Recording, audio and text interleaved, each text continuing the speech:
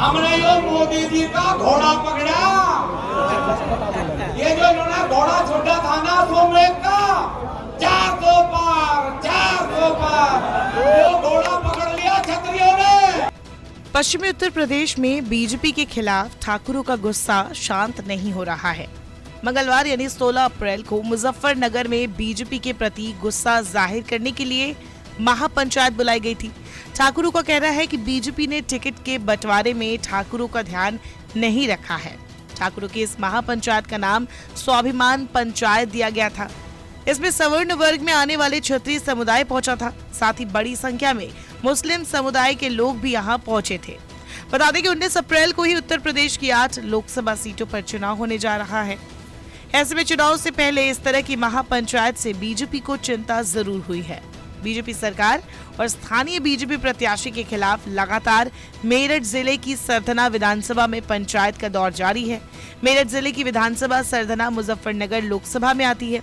यहाँ बीजेपी ने संजीव बालियान को अपना प्रत्याशी बनाया है, लेकिन संजीव बालियान के खिलाफ लगातार क्षत्रिय लोगों का विरोध जारी है।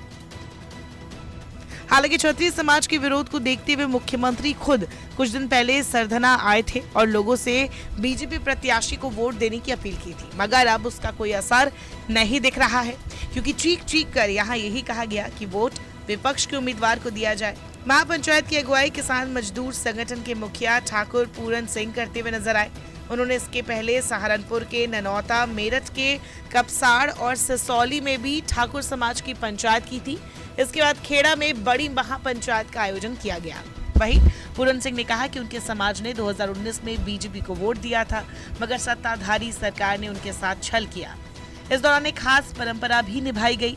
लोटे में नमक डालकर बीजेपी को वोट ना कर विपक्ष के नेता को वोट करने की कसम खाई गई। खुद पूरन सिंह ने बताया कि इस परंपरा का कितना महत्व है कि भारतीय जनता पार्टी को पूरे देश में संदेश पहुंचाएंगे और पूरे देश में संदेश पहुंचा के ये निर्णय देंगे समाज को कि जहाँ भी भारतीय जनता पार्टी को हराने का काम करें।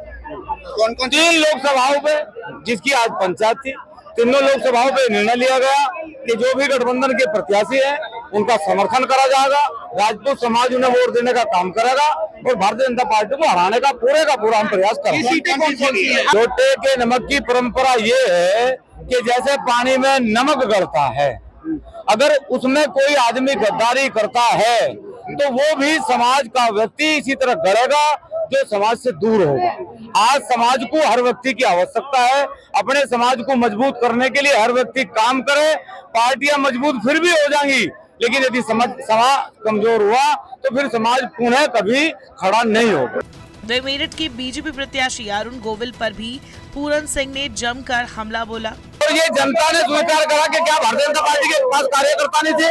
क्या भारतीय जनता पार्टी के पास मेरठ में कार्यकर्ता नहीं थे?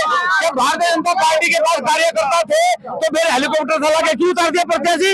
इसलिए मेरठ की सारी जनता अरुण गोविल के विरोध में।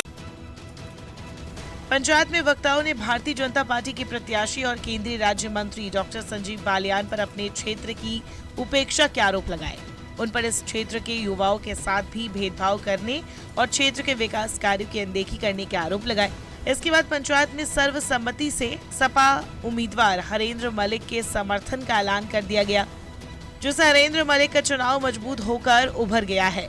अब देखना होगा कि क्या वाकई राजपूत समाज का वोट बीजेपी से छिटकता है। अगर ऐसा हुआ तो बीजेपी के 400 पार के वादे पर ब्रेक जरूर लग सकता है।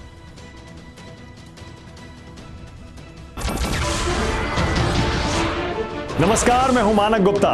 अगर आपको हमारा ये वीडियो पसंद आया हो तो इसे लाइक और शेयर जरूर करें, और हां, हमें सब्सक्राइब और फॉलो करना ना भूलें ताकि आप देश और दुनिया की कोई खबर मिस ना करें। तो जुड़े रहिए हमारे साथ और देखते रहिए न्यूज़ 24।